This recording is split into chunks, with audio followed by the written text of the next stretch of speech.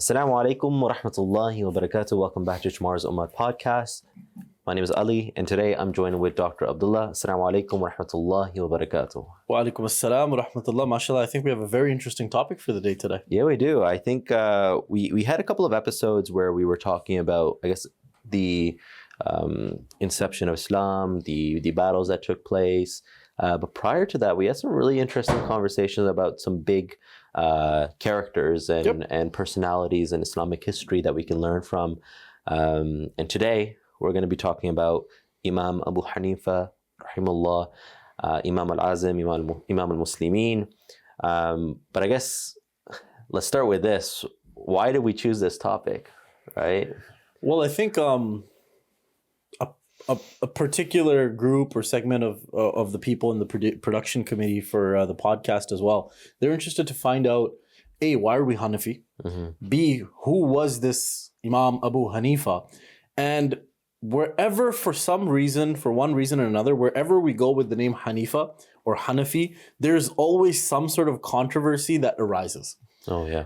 And you just mentioned that, and I'll start with the very first controversy. Imam Azam, meaning the great Imam, basically. And this is usually the question I get often, is, wasn't Rasulullah sallallahu alayhi wasallam, technically isn't he Imam Azam? So how can we give that moniker to someone other than him? It's a great question. And here's the thing, you can take it from two different approaches, which is, one, you can talk about how Rasulullah sallallahu alayhi wasallam, there is no equivalent in man, right? Yeah. To Rasulullah sallallahu alayhi wasallam, obviously he is the seal of the prophets, the last messenger, and the beloved, right? Yeah. And peace and blessings be upon him. Any moniker given after that usually was given by the people for their deepest level of respect to a scholar. Now, I would take it one route. How I like to usually talk about this conversation is defining a scholar and then getting level of talking about what is an imam and what makes Imam al-Azim, right? Someone, the greatest imam, because he was given this moniker during the time by people around him and then by people after who recognized him for his works. Well, I like to tackle this by following the sunnah of Imam Abu Hanifa. Because remember, this guy was intelligent, smartest person in the room by far. Always. And what did he do? He used analogy, legal reasoning, analysis, deductive analogy, and he used all of this in a space where it was just Quran and Sunnah, but the times were changing. And no, he introduced it to the idea of theology. Basically, he set up a principle that no matter what happens afterwards, if there is a problem that the Quran or Sunnah don't explicitly talk about, like, for example, smoking cigarettes. Well, nowhere in the Quran or Sunnah will you find anything explicitly saying cigarettes are halal, cigarettes are haram. So then we use the principles that Imam Abu Hanifa laid down. So using his principles and using the kind of logic that he often attributed and that was attributed to him in debates was this. Well, if you have a problem with calling me Imam Azam, I'm just pretending, let's say, if he's obviously, he never tackled it this way. This wasn't a problem in his time. This is a problem in today's time. If you have a problem with calling him Imam Azam, then technically speaking, shouldn't you also have a problem with calling Hazrat Abu Bakr Siddiq Akbar? Because that Akbar means the great, right? The greatest. Allahu Akbar. Allah is the greatest. Siddiq Akbar means the most or the greatest truth teller, the greatest person who speaks the truth. Wasn't that Rasulullah? So how can you give that title to Abu Bakr? Similarly, Farooq Azam, even more, again, deductive analogy, qiyas, literally to the T here. Farooq Azam. Farooq means what? Distinguishing from the right and the wrong. The person who introduced that topic was who? Rasulullah with the Quran, sallallahu alayhi wasallam. So technically, isn't Farooq Azam technically Rasulullah, sallallahu alayhi wasallam? But we don't have any problems there. The reason we don't have any problems there is because there is such a vast difference between a prophet in terms of rank and a sahabi. Similarly, there is a vast difference between a tabi'in, which again, by most accounts, Imam Abu Hanifa was, between a tabi'in and a sahabi. And what is a tabi'in for the audience? Tabi'in is someone who has seen the sahaba and who's accepted Islam. They're part of the golden generations. You Yeah, can say. and Sahaba are basically someone who's seen Rasulullah and accepted Islam. Yeah. Right, and accepted him as the Prophet of Allah. So because of that vast difference, there is no comparison. No. Anyone who you attribute after Imam Abu Hanifa, who you could call Imam Azam, you would have to give the same level of respect and the same level of introduction of legal thinking that Imam Azam brought upon. As you would in any generation after, like you would have to think of them in a similar way, but you wouldn't look upwards, right? And it's really interesting that you mentioned the fact that it wasn't a problem then, but it's a problem now, which quite honestly, a lot of things in conversation about historical individuals, we talked about Imam Ghazali rahimahullah and Salahuddin Ayyubi rahimahullah. A lot of things about them and that we talk about now are apparently issues because of our lack of understanding, probably, or our lack of understanding of context of how people perceive them. Right. For now, like if we meet someone in our lives here who is impacting us so drastically, and we give them an honorific, it doesn't mean you're making a comparison to a prophet. Certainly not. Right? Certainly There is not. no comparison. And same thing, you would not make that comparison to a companion. The people the selected few people who got the company of Rasulullah sallallahu in this life, right? And I guess that's a really good place to start because it builds a foundation to now understanding what led to Imam Abu Hanifa becoming Imam Azam, right? As a young boy, who he was, what he was like, where did that sort of analytical and logical reasoning stem from? Was that brilliance always there? Was that educated background always there? And so he was born in Kufa, Iraq. He was born as An-Numan bin Sabit ibn Numan ibn Zarjuban, or Zurjuban, a Persian. A Persian. Amongst Arabs and non-Arabs. But he was non-Arab by definition. Yeah, his descent was non-Arab, but he was born in an Arabic peninsula that was heavily persuaded or reflected the Arabic tradition more and more so because of Hazrat Ali's migration from Madinatul Munawwara to Kufa, where he was born. Exactly. And so now we're talking about a time in Islam where Islam is growing vastly quick.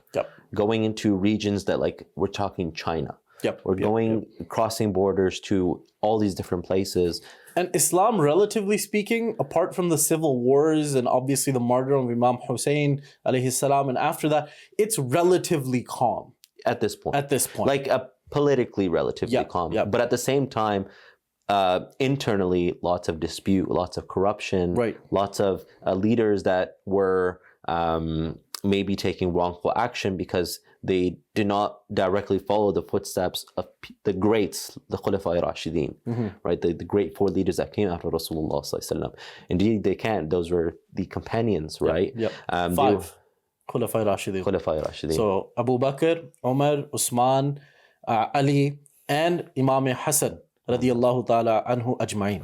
So all five of them make up the 30. And so, like, even in comparison to that, the ones that came after, they wouldn't be able to fill in those footsteps, first of all. Certainly not, no. But at the same time, because Islam was growing so drastically, new issues were being brought up, and the types of leaders weren't being filtered through, you can say. The leaders were corrupt. I mean, there were certainly several exceptions.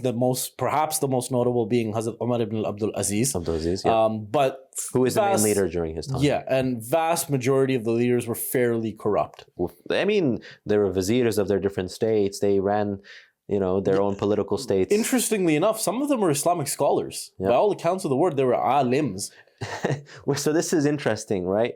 Just because you're an alim doesn't make you a great, like, we attribute scholarly or intelligence to people and we respect them and endear them, but that doesn't mean like they're all great men, or as we say now, people of God, right? You can have ilm without adab and akhlaq. Exactly. You cannot have adab and akhlaq without ilm. Exactly. So if you have adab and akhlaq, that must be paired with ilm. And I guess this is a principle for anyone in this era, that you should respect the people of knowledge who have adab and akhlaq, right? What is that adab and akhlaq? What is that ilm without adab and akhlaq? Is that something you want to emulate, or is that someone you want to learn from? And going back to the topic, Imam Abu Hanifa reflected ilm adab and akhlaq, and I'm sure we'll get into some of the stories that reflected that as well. 100%. And so, which is really interesting because at a young age, he showed many signs of brilliance. Yes. And you've probably heard of the story of the Roman envoy who came and, declared from his voice questions, whoever can answer this. And at this time, the people gathered, and he was an envoy, and he loudly asked 3 questions. The first one being, who was there before God? Yes. The second one being, in which direction is Allah facing? Yes. Is God facing? What is Allah doing right now? Yeah, and he basically asked this, and there was a vast crowd assembled, and no one dared answer them. No one had no one had any way of answering. I doubt maybe there's a few people on the face of the earth, even today, who would dare to answer these questions. Why? Because in their minds, and any minds of any person would be like, what if I say something wrong? Yeah. Like, these are heavy questions, and most of us would no, these are logical fallacies. We don't want to get into them. Islam. Don't want to get into it. But not Imam Abu Hanifa. And Imam Abu Hanifa at this point was maybe 10 or 12 years old. Yeah, that's what the story goes. As the story. Which is, I think let's build the context here. As a 10 or 12-year-old, what was the thing you were doing right now? Like, you probably playing your PlayStation or... Around this time, also, very interesting to note, is he used to sit into the mahafil of Imam Hazrat Anas ibn Malik, radiyallahu ta'ala anhu, who passed away when Hazrat Imam Abu Hanifa was about 13 years old. Around that time. According to one narration. And there's some narrations that maybe he sat later on or before, but he was sitting in those circles of knowledge. And yet his rujan, or his kind of focus, wasn't Islam per se. He was sitting on these mahafil, but he was born businessman. And that becomes important because he earned a heck of a lot of money, honestly. There's nothing wrong with earning money. For some reason, people look at ulama today, or they look at people who make money, and they say, "Oh, they're corrupt. They're corrupt. There's something wrong with them." Yeah, which could be a case, but it's not necessarily always the case. Maybe in ignorant communities or societies or circles, people are misused, and this is the good thing. Going back to how there are intelligent people, but there are intelligent people who use it to manipulate others or take advantage of others. Right. But that is not what an Islamic scholar is, or someone you look up to. Certainly. And so here comes young Imam Abu Hanifa, rahimahullah, and he says, I will answer those 3 questions. So the first question, who was there before God? And so Imam Abu Hanifa tells the man to count down from 10. Yep. The man starts counting 10, 9, 8, 7, 6, 5, 4, 3, 2, 1. What's before 1? It's 0, and nothing. 0 is the equivalent of nothing. Yeah. And so this idea of qiyas or even logical, rational thinking is now being introduced in his sort of biography.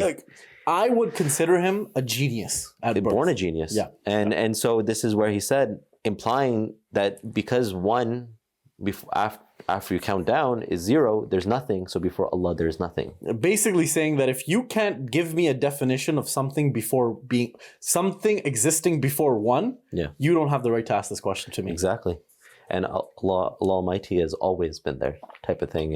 And so he literally explained that concept that people nowadays even have a difficult time of explaining, the concept of the existence of something before existing. Yep. And so that was the first question. The second question was, in which direction is Allah facing? Yes. Which quite recently, I don't know if you've been seeing, people have been having this whole debate about where is Allah Almighty, where does Allah exist? Where does Allah exist? See, this is all, if they'd actually read the history of Islam and they'd read people like Imam Abu Hanifa, like Ghazali, like a lot of these philosophers, Sina, these debates have already occurred. They have occurred. It's just a matter of reading the books. We think that our TikTok IG warriors are coming up with new ideas and questions.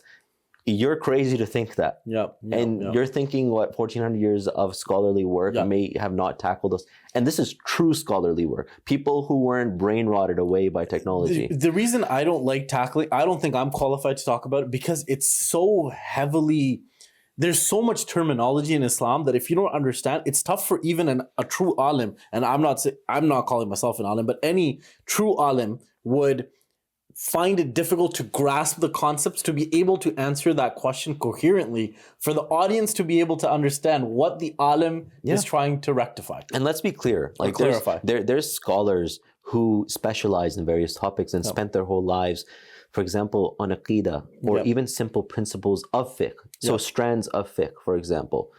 We are now talking about great personalities that covered broadly a huge variety of topics, right? Imam Abu Hanifa, there's a whole school of thought now after his principle. So obviously he was a man. It's reformed as well. It has reformed through hundreds of years of scholars who in that one area just spent their lives work on. And so Imam Abu Hanifa was someone who, as a genius, talked about a wide range of topics, just like Imam Ghazali did in his time, right? And so the second question, in which direction is Allah facing? He says, you know, when you light a candle, where is the light facing? Where is the light facing? And this was just to illustrate that divine presence emanates. It faces and goes everywhere. I think one narration goes something like this, that he basically retorted, he said that if you can't even tell me which way a candle faces, then how would you describe someone who describes himself as Nurun ala Nur, the Nur of Nurs? The light of lights. And so the last question is, what is Allah doing right now? And so I think one narration goes, and he says, the man is sitting on a horse, speaking to the people.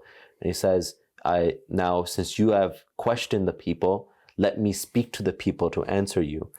So let me sit on your horse. So the man comes down, and Imam Abu Hanifa sits on the horse and says, Allah Almighty has elevated those who bring the truth and brought down those who spread falsehood. MashaAllah. Subhanallah. And it actually brings shivers and into just thinking that a 10, 12-year-old Imam Abu Hanifa, this was his geniushood. This was his level and brilliance of thinking, which was noticed very early on by many educated people. And let's draw some sort of, this was a society that was now growing into people creating madrasas, into creating areas for learning through the tabi'een. And it is said that at some point, just in the city of Kufa, there were over 50,000 tulaba, or individuals who wanted to study ilm. SubhanAllah. Very interestingly, when the Imam of Imam Abu Hanifa passed away, he took over his school. Within a year, there was only one school. The school of Imam Abu Hanifa. SubhanAllah. And so let's talk about it, because he grew up and he was a businessman. Yes, through and through, pretty much. And he came from a long lineage of Persian merchants and businessmen. In the silk trade, trading textile fabrics. Very interesting to note here as well. The grandfather of Imam Abu Hanifa was very good friends with Hazrat Ali, alayhi salam. And so, he was trading at a young age and was very successful. If you can tell by his brilliance, he would be successful in business as well. He would, bring that logical, rational thinking into business, being able to negotiate. And he was once walking down the street, and a great scholar and imam at the time, known as Imam Shayba, noticed him. And he's like, there's classes going on. He thought he was a student. He says, what are you doing? I guess he recognized the nur on his face, or something about him. There's just something about him that made him question, classes going on. He says, I'm not a talibul ilm. I'm not a student of knowledge. He says, no, there's something about you look like a well-learned young man. You don't want to waste your potential. Do not waste your potential. And so this is where he sort of has this epiphany, you could say, that as going through his day, Imam Abu Hanifa recognizes the need for him to now approach knowledge and go towards knowledge. I believe his age around this time was 17, 18, 19, around this age? Yeah, around his teens. And so for all of you guys who are kind of basically just done high school, it's never too late to learn deen. It's even at any age, it's never too late. And it's never too early either to start. Islam is a religion revealed all around the world for you to understand in ease. And for you to then learn it in levels from so many learned people out there with learned sources. And so this is where he now goes into the studenthood of Imam Shayba, and he starts to learn from him. Ashabi, sorry, and I may be incorrectly stating his name. And this is where he sort of was encouraged to speak, and he later on, his specialties came in aqidah and so theology and fiqh, jurisprudence. But roughly speaking, those weren't what the concepts were maybe called then, but the subjects were basically covered in those areas. And now this is where the growth of Imam Abu Hanifa comes in as a intellectual or academic, you can say. So now what are the next steps that now Imam Abu Hanifa takes? Where does he learn from? And I mean, there's so many now encounters now on who he goes to learn from. And in his own madrasas, when he starts teaching himself, for example, and who he learns from. And he actually learned for 18 years under the teacher of Imam Muhammad ibn Abi Sulaiman. And it's very important to know 2 of those years were spent with Hazrat Imam Jafar as-Sadiq radiyallahu ta'ala anhu. And Hazrat Imam Abu Hanifa, he says, were it not for those 2 years with Jafar as-Sadiq, who's, by the way, a son of Zain al-Abidin, who's the son of Hazrat Hussein, who's the son of Hazrat Ali, if it were not for those 2 years, the entire life of mine would have been wasted. So those 2 years were that important. Then he spent 18 years with Imam Sulaiman. Yeah, subhanAllah. And so those 18 years were very crucial, and those 2 years, which sort of formed... Imam Abu Hanifa very early on, showed his intellectual prowess in bringing on the idea of qiyas and even various methods of thinking, which was relatively very new to people, right? Because at this point in Islam, if he's at Tabi'een, that means he's only a generation away from the Sahabi, so the founding of Islam. And so if he's only a generation away from the founding of Islam or the introduction of Islam, that means that people just strictly follow what the revelation is. He's born, I believe it is 80 Hijri. So this is 80 years after the Hijrah. So that gives you a bit of context about when he was born. SubhanAllah. I mean, even 80 years after, they're all people who most likely speak the language. Oh yeah, they understand the complexity of the language. The context is still there. People of ignorance are still being talked to at that level. What is haram and halal is very abundantly clear. There's no cigarettes being introduced at this point in time. Fair enough. Right.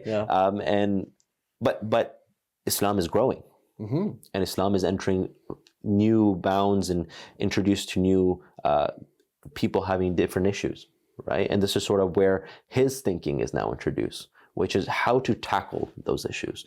And I'm actually curious, and maybe I didn't read into this, is that maybe was this relation of the logical, rational thinking, or even introducing qiyas, for example, or the idea of ijma, was this something that was, his teachers, he had a conversation about, or was that something? The thing was, there were new questions that were being posed. One of the stories is a very famous story about Imam Abu Hanifa. Imam Sulaiman apparently there was someone who passed away in his family, so he had to leave. It was either a period of 2 months or 6 months, or there was a period that he was gone for. And he said, Abu Hanifa, you are the teacher. You're going to teach the students now. You're my prime pupil. I trust you, teach them. Right-hand man. Right-hand man. And apparently he was asked 60 questions that were new, that he had never seen before, that he had never heard from his teachers before. So he had to use the Quran and Sunnah that he knew to formulate an answer. Imam Sulaiman comes back. He says, basically, what did you teach? He says, well, alhamdulillah, everything was as pretty ordinary except for 60 questions. Here are the questions, and here's my answer to all of them. His Ustad, Sulaiman, he says, 40 of them, I agree with you, they're 100% correct. 20%, 20 of those 60, so 40 are good, 20 of those 60, you're wrong. That, I think, might have spurred his thinking that I need to formulate a system that even after me, you can use the Quran, someone of knowledge of the Quran, and you can use the Sunnah, someone with knowledge of the Sunnah, to formulate an answer for something that, again, is not explicitly stated in the Quran and Sunnah. Might be. But I think it was a time when I don't like using the word reformation in Islam because Islam is reformed as it came through Rasulullah sallallahu alaihi wasallam. But certainly things needed to be addressed. Reformation in the people. In the and people, their correct. understanding. Yes, And I yes. think that's something that happens in every age. Yes. In century, right? Yep, Is that yep. reform comes, reform change in the people, but Islam stays the same. You can't change the Quran. Right. A'udhu billah. You can't change prophetic tradition, or there's no validity in that tradition. And so now, 80 years after, there's bound to be change. There's bound to be so many more questions, more people coming in, more unique type of problems they're running into, problems of marriage, relation, divorce, inheritance. These were concepts that were now just being introduced as subjects for study. Inheritance law didn't exist, generally speaking. Speaking of inheritance law, Imam Bakir, he's the great grandson of Rasulullah sallallahu alaihi wasallam. Great grandson. Great. So three generations, 2 generations after being after Imam Hussein alayhi salam. But anyways, he goes up to Imam Abu Hanifa. He says, "Hey, I heard you're the one who disagrees with my grandfather about Islam," referring to Rasulullah sallallahu alaihi wasallam. And it was a very interesting answer. Imam Abu Hanifa, he basically says, "Me? How dare I? And let me prove to you why."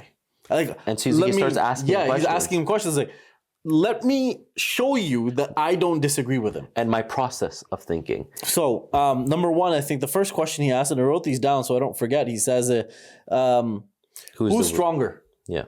A man or a woman? Imam Bakr says a man, of course. So he says, with that logic, a woman should be given more inheritance than a man.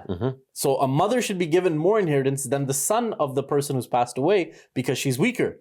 But that's not how it works. And I think he actually explained this process through questions. Yeah, basically. Rather than, and this was his way to show respect as well. This was still the family of Rasulullah. The family of Rasulullah. He said, so which of them is entitled to a larger share in inheritance? Imam Bakr says, the man.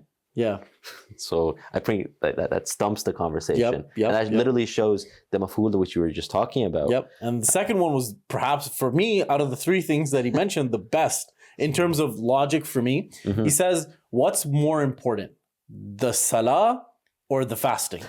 And I guess, well, when you think about it, logically speaking, there's 5 prayers a day, and fasting is only obligated in the month of Ramadan, which is coming up, by the way, for us, but is obligated for those 30 days. So he says, Imam Bakr says, salah. He says, then a woman during her menses, or during her period, she doesn't have to make up the prayer, but she has to make up her fast. If salah is stronger, shouldn't it follow that you should also have to make the salah? He says, but I didn't change that ruling. I agree, or I 100% agree with the ruling of Rasulullah, and I coincide with the ruling of Rasulullah sallallahu alaihi wasallam, basically stating that only make up your fasts.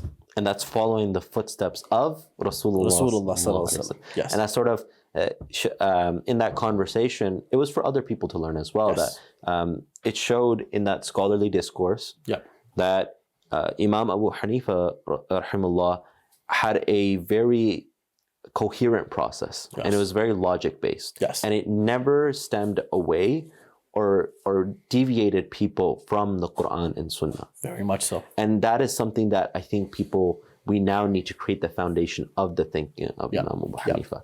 Because there's no way, I don't know, maybe there's conversations now that people have about this that say that maybe the way of thinking that Imam Abu Hanifa or the Hanafi method, it is lacking rationality. How can a method built on rationality and evidence and consensus of thinking lack any, My thing is, and to be honest with you, Imam Abu Hanifa is perhaps the most misunderstood, misrepresented personality in the history of Islam. There are so many conspiracies associated with him. People don't put in the work to learn about him.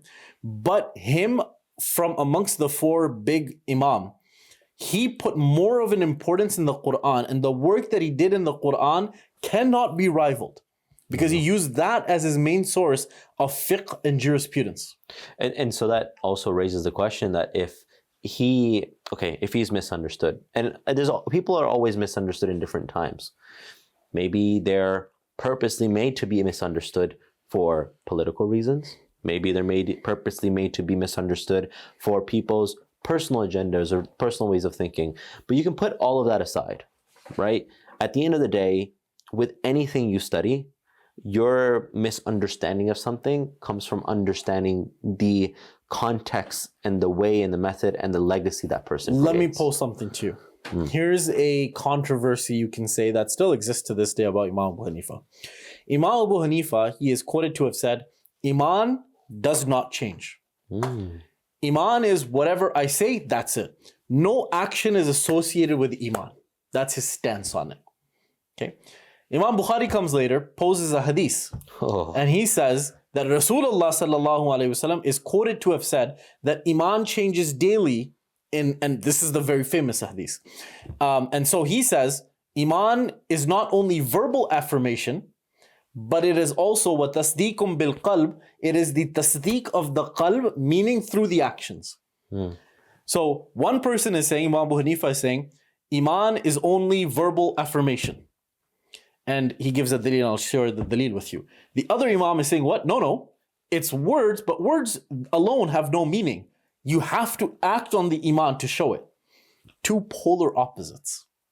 How do we reform this? And so people say, oh, Imam Abu Hanifa, na'udhu billah, they say he didn't have knowledge of hadith. So they paint him all in one brush, saying he does not have any ilm about hadith because of perhaps this one mistake. Here, you know, by technicality, if you say he has no knowledge of hadith, he was also the oldest of the four Imams. And he had the only direct, well, apart from Imam Malik, to the Sahaba. And on top of that, the Imams would understand from his work as well. Yes. And Imam Malik, he's quoted to have said that, I sweat in the presence of Imam Abu Hanifa.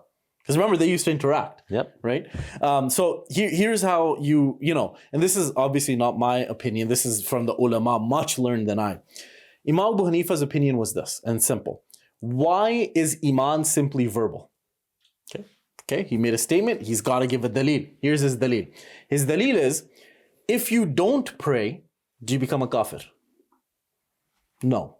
Yeah, you just didn't pray. You become a hypocrite. You certainly can, but you do not get taken out of the fold of Islam. However, you haven't done the action. You've said, I'll pray or I should pray, but you haven't done the action. But if you say, I don't think you should pray, or prayer is not obligatory, are you now taken off the fold of Islam? Yes. So Iman is what? Verbal. On the other hand, Imam Bukhari's opinion is completely different, and he quotes the hadith. There's a very simple silver lining in the middle. Here it is. The silver lining is the Iman that Imam Abu Hanifa was referring to was a legal sense of the word. That Iman comes into question only when jurisprudence comes into question. But the Iman whether you that are is a believer or not. Because who was he above all? A fuqaha. Yep. He was an individual who studied jurisprudence, legal reasoning. He had to give legal answers. By the way, a legal answer here, very interesting. His mother comes up to him, the mother of Imam Abu Hanifa comes up to Imam Abu Hanifa, and he says, I wish to ask you a question. And often mothers and people close to an alim, they often say, what? Oh, you think you're so big. You think I saw you when you were in diapers. Who are you really? So she asks him a question. Imam Abu Hanifa looks, answers the question. His mother says, I don't believe you.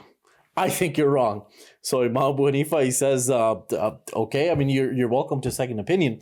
So she goes a little bit later or further away, and she sees another person who's a da'i. Da'i isn't someone who's an alim, by the way. A da'i is someone who recalls Islam for others, raises awareness of Islam. He doesn't give any legal testimony for Islam. He doesn't do ijtihad. He doesn't do qiyas. He doesn't do any of those things. He says, you know what, I've never really heard this question before, so give me a moment, let me consult with my ustad, and I'll get back to you. Or I'll get back to you tomorrow. Who does he go to? Imam Abu Hanifa. So Imam Abu Hanifa, he says, oh, I've heard this question. Did this woman, did she look like this? Is she the one who asked you? Like, oh, that's my mother. Tell her this answer, the same answer that I've already given her, but make sure, don't tell her Imam Abu Hanifa gave it, because she will also call you someone who's neglected the deen. So then he goes, tells her, she says, I accept your ruling. So it just goes to show you the humbleness of Imam Abu Hanifa, the way he was raised, Yep. Imam Abu Hanifa. And so the ilm or the iman of Imam Bukhari was referred to hakiki, truth, the one that changes on the daily. It has nothing to do with legal reasoning. No. What is that? If I saw Jibreel, my iman would increase. Yep. If I saw a miracle of Rasulullah, my iman, that is the hakiki iman. But that iman would have no ruling in a legal precedence. Nope. And that's how you clarify those two. Such an easy definition if you're just willing to do a little bit of research into the theology and the philosophy of Imam Abu Hanifa. Which goes to show that every misunderstanding is mostly and I say every, that's contradictory, but most misunderstandings are a product of lack of contextual understanding. And keep in mind, there were a lot of hasideen, jealous people of Imam Abu Hanifa. Have you heard the story about the woman? No. So there were a bunch of jealous youth. Why is this guy Imam Azam? Who's this guy in Kufa who's giving? By this time, his reputation precedes himself. Like he said no to being the court judge, the state judge. We'll get into that. Yeah. So these youth, they come together and they say, we need to grab this guy. This guy's getting ahead of himself. So they go to a widow, beautiful young widow, and they say, you know what, you're a widow. You're in need of money. We'll give you money. And you don't have to do much. Simply, when Abu Hanifa, Noman, walks by, say, oh Noman, and make some sort of an excuse to invite him to your house. So the woman says, she's a Muslim, she debates, but she needs the money. So she says, you know what, if that's all I have to do, no problem, I'll do it. So she notices late after Fajr, he's going back home. She opens the door and she acts surprised. Abu Hanifa makes up an excuse. Various narrations. One is, my son is about to die. I need you to come in, help him read the kalima, or he will die without being a Muslim. So Imam Abu Hanifa, obviously hearing this, goes running in. I'm sure he's thinking in his head, oh, I'm sure there's people, the families around, someone's dying. Goes in. As soon as he goes in, these youth who are hiding go in with him. Imam Abu Hanifa, you call yourself Imam Azam? You want to be or you've been referred to as the next state judge, etc., but you're here with a lone woman in her house alone? What a controversy. You know what? We will take this up with the authorities. They go running to the Qazi of the time. The Qazi says, listen, this is my sleeping time. Here's what you do. I'm going to wake up before Zuhr and I'll deal with this issue. But until then, lock them both up. So now they're like, oh, we just expected Imam Abu Hanifa. But whatever. How is Imam Abu Hanifa going to get out of this one? They lock them both up. Adjacent cells. Imam Abu Hanifa, he says, tawakkul, right? He's an alim. Puts his little scarf down, begins to pray. He's praying. The woman in the meantime is like, oh, what have I done? Like, this is Imam Azam, Imam Abu Hanifa, theologian, fiqh, fuqaha. So she begins to feel. So the regret, the consciousness builds up and she says, listen, Imam, I made a mistake. Here's what really happened. So Abu Hanifa, he says, okay, no worries. Now you do what I say. Now you do what I say. So the woman says, anything, tell me. She says, you're a woman. You're alone. It's just before Zuhr time. Speak to the gatekeeper, speak to the jailer and say, I just need to run home, grab a few things. My son is home alone. Let me just tend to him and I'll come right back. And you can escort me. And by the way, full burqa, full all of that, obviously it's Islamic, right? So she says, okay. But she says, but don't go to your house. Go to my house. Tell my wife exactly what has happened and switch your burqas. And let her come in your shape. So she goes home to Imam Abu Hanifa's, explains the whole thing to his wife, switch burqas, and the wife of Imam Abu Hanifa comes back. By this time, the qazi is up, comes to the court. Imam Abu Hanifa is on this side, the lady is on this side. Imam Abu Hanifa, I said, Imam, you call yourself Imam Azam. What were you doing in the house of this woman alone who's a widow and who's young and who's beautiful? Imam Abu Hanifa says, what have I done wrong? Am I not allowed to spend time with my wife? Am I not allowed to spend time with my wife? So the qazi, the court, is basically saying, what do you mean your wife? He says, well, why don't you ask someone who is related to her to testify that that is my wife? Who do they call in? The father of the bride, who happens to be the father-in-law of Imam Abu Hanifa. They come in, they see, and they say, we are very sorry, Imam Abu Hanifa, for this misunderstanding. So he was able to get out of tricky situations, goes without saying. if you're someone who's on the right path, there will be individuals jealous of you who come in to try and pull you away from the path. But not everyone is as smart as Imam Abu Hanifa. And the way of dealing with it and having and so just speaking to his character and ethics, he was a teacher to thousands of students. Thousands, yes. And even being a teacher, he was in a time where because of corrupt leaders, he could not take the money from them. He chose not to take the money from him. Biggest thing is he didn't need to.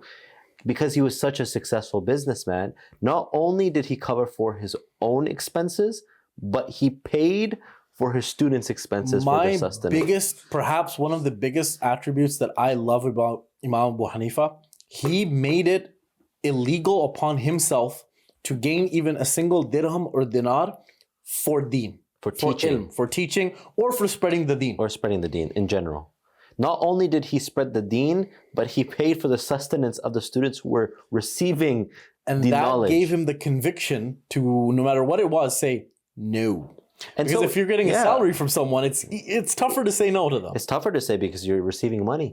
If you're receiving government loans or whatever it may be, or your boss is giving you some money, you can't just go to your boss and say, pretty much. no, I'm not going to do that. You have to do with the person who pays you. And in one instance, he would also send his students to, for example, do some trade or to take care of a task. And he instructed one of his students to go sell some fabric. And he said, but make it very clear that there's some sort of fault or flaw defect in it. And this is part of business in Islam, is that if there is an evident defect, you would either tell them, or if the person doesn't ask, you don't get too much into it, for example. Now, the student forgot about the defect. The student forgot that I should probably tell the person who I'm selling this to that there's a defect, and he sold it. When Imam Abu Hanifa found out, he was so distraught that he ensured to donate the entire profit of the sale, which was 30,000 dinar. So gold coins, basically. Gold coins. And he sold all of them, refusing to keep the money earned through that sale. Normally people would say, oh, it's just a mistake. But that was his level of conviction. And Allah gave him more and more. Allah Almighty gave him more and more. And so we talked about bosses and rulers and imams. And at that time, there was a man known as Al-Mansur who was the leader. And he eventually became the Khalifa of the time. And he's basically, it's the Umayyad dynasty, but he's often found as the first Abbasid emperor or king or Khalifa. The Khan Khalifa or whatever it may be. And so he was, he knew about Imam Abu Hanifa, and this is when his reputation was very well known. And he said that I need a chief judge. The reason he was so well known is also because of before we get into that, is because of his dealings with the Khawarij. I don't know so the Khawarij have existed now since the time of Hazrat Usman radiyallahu ta'ala anhum. And since that time, and Hazrat Ali, basically these are those people that say my way or the highway. Hey Usman, you don't know anything about Islam. Hey Ali, you don't know anything about Islam. Hey Muawiyah, you don't know anything about Islam radiyallahu ta'ala anhum ajma'in. But we do. And if you don't follow our way, we're going to kill you. That's what happened to Imam Abu Hanifa. They come bash down his door. You're Imam Abu Hanifa. Yes, I am. We're here to kill you. Okay, why? He says, well, you don't listen to us and you're not a Muslim. So repent or die. So he reads an ayah from Surah At-Tawbah, a very beautiful ayah. If I can find it. Basically, the meaning is, and if anyone from the ayah number 6, and if anyone from the polytheists asks for your protection, grant it to them, so they may hear the word of Allah. Then escort them to a place of safety, for they are people who have no knowledge. Basically insinuating, okay, you call me a polytheist, I have no knowledge. Allah has told you in the Quran, don't kill me, take me to someone safe. People then began to use this ayah against the Khawarij. And so he began to become famous as a thorn on the side of the Kharijis. And eventually Abu Mansur, who I had obviously previously heard of him as well, and came to him, and you were saying? Asked him to be chief judge. And at that time, being the chief judge under government rule, it means that if any rule comes down to it, the government can not only put their own ideas in place or their own opinions in the fact of the matter, but also they would control the way justice is being implemented. And so this was a thinking behind Imam Abu Hanifa's now decision in the matter, which was that I am not fit for this position. Yeah. It's very famous, yeah. I'm not fit for this position. And his Al-Mansur goes, you are lying. Yeah. So this is where Imam Abu Hanifa replies saying, if I am lying, I'm unfit for the role. Qazi is the judge, and judge cannot be lying. And if I am truthful, then my statement stands. I am not fit. And this sort of, you can imagine. Double dichotomy, yeah. Yeah, you can imagine it probably lit an extreme fire and anger in Al-Mansur, which was, how can you, disrespect me like that? Yeah. And how can you go against, the Khalifa, the leader of your time? Imprison him. Yeah. And then they imprison him. And a very unique point is that the biggest leaders of their times, like Imam Abu Hanifa, Imam Malik, and the four Imams, for example, they all went through some form of torture by government. Yeah. And this is the same happened with Imam Abu Hanifa. When he was in prison, he was tortured physically. Yeah. And Imam Azam of the Muslim people was tortured. Yeah. In his own time. Very much so, yeah. And in some statements, he says that led to his later on passing away. Apparently he was poisoned. Several, yeah. And he was a victim of that torture in his own time. Yep. And there's lots of things to it. But the main thing was he was a person who stood by principle and truth. And hence, there is no need for you to bring false accusation if you just understand the story of Imam Abu Hanifa. I mean, regardless of the false accusations against him, more than 50% of the known Muslim world follows him. Exactly. That without a doubt. And remember, there's a very famous hadith. My ummah will never have ijma, will never collect on wrong. If he's more than 50%, he is not wrong by this hadith of Rasulullah sallallahu alaihi wasallam. If anything, I think his students were actually saying, take the position. Yeah, do it. Yeah. He said, no, I'm not going to take it. And his students later want, this school of thought idea, the Hanafi school of thought, it was not really introduced during his time. No. It was his students that collectively took the principles, ways of thinking, Keep in mind, Maliki came right after, then Shafi came right after. A few years, then Imam Ahmad bin Hanbal came. So it was just a time when these fuqaha were collecting the deen, combining. Very interesting, by the way, point. Imam Bukhari only came after Imam Ahmad bin Hanbal. So a lot of the people and the students, they say, well, if hadith wasn't compiled, then how could they make rulings? Well, if they could memorize the Quran, they could also memorize the hadith. Imam Ahmad bin Hanbal is famous to have memorized over 1 million sahih ahadith of Rasulullah sallallahu alaihi wasallam. And you think that an individual as shrewd and as smart as Imam Abu Hanifa didn't know hadith? They would sit and what they heard, they would memorize. And and these are the people that make your hadith sahih. Yeah, basically. They are the people who you follow because their narration or their ability to transmit and bring that knowledge forward is what makes it a valuable source or a correct source. Very much That is what makes a hadith sahih if it goes through people like this. Very much so. And so, all in all together, I don't think we got enough of a chance. In our other episode about the madhabs, we spoke about principles of the madhabs, but we wanted to focus mainly on his story, right? And just like who he was, the amount of people that he influenced. And now if around 50% of the Sunni population of Islam follows the Hanafi madhab, it shows you that, are you calling the 50% ignorant of the fact? Or not even the 50% that exists now, the 1400 years or the 1300 years of people that came that followed the methods of Imam Abu Hanifa. My issue is, man, who gives, I don't want to be controversial, I don't want to be direct, but at the same time, why should I trust you and not them? Yep. So you have to know the Arabic language. You have to be, at the very least, a memorizer of some ahadith. Very well versed into the where the Quran was revealed, under what context was each ayah revealed, what is the grammatical sarf and nahaf of each word within the Quran. Then you have to go into what has previous ulama had ijma on, where is taqleed allowed or not allowed, and there's ghair muqallads who don't believe in taqleed at all. Well, the answer to those ghair muqallads is very simple. You do taqleed every day when you read a hadith, because you believe in the ruling of Bukhari being sahih. There has to be taqleed. Islam cannot exist without that, because no one has directly heard from Rasulullah. From Rasulullah sallallahu alaihi wasallam, we hear from these scholars, we hear from the lineage of ahadith that are then made to be sahih, or in this case, weak as well, weaker narrations, or whatever it may be. Imam Abu Hanifa had a legacy that we now are seeing in this era. We are now seeing how it's impacting individuals and how in their daily lives. The Hanafis are found all around the world. It's not just the Pakistan. We're India. Hanafis. We're in Canada. We're in Canada.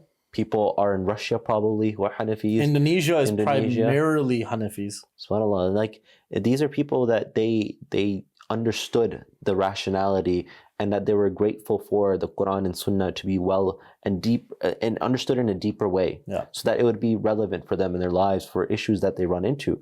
Maybe inheritance or interest, for example, is a lot more difficult to understand now, because in these Western societies we live in, it's very difficult to maybe understand how you can get a mortgage, how you can what is if mortgage is allowed, if mortgage is allowed, or what is the concept of insurance. And if I'm paying insurance, why should I pay insurance, right? In Islamic state, the state takes care of you. So there's so many questions, but those answers to those questions come through the processes that the big imams have presented to us. And we are so thankful to him. And I think we should end on the note that Imam Abu Hanifa was a person who, his legacy was not only the ilm, but it was his understanding of justice and standing by right. No matter what other people thought about him. And before his passing, he made it very clear to not bury me in the lands of any corrupted people. And if that was his last moments, you can imagine how that sums up who he was as a person. Very true. Very, very true. And that we should now take example from that. If we see corruption, we see injustice, to not only not remain silent, but include it in our own way of thinking. That this is not something that we can, as Muslims, stay back and see injustice, corruption, just go about. Be a part of a greater process, a greater purpose, which is to bring goodness into the world, as Rasulullah sallallahu alaihi wasallam had shown. Rasulullah sallallahu alaihi wasallam came into an ignorant society, and look what it sprouted, right? And that's our role as we continue in this ummah. Any final notes?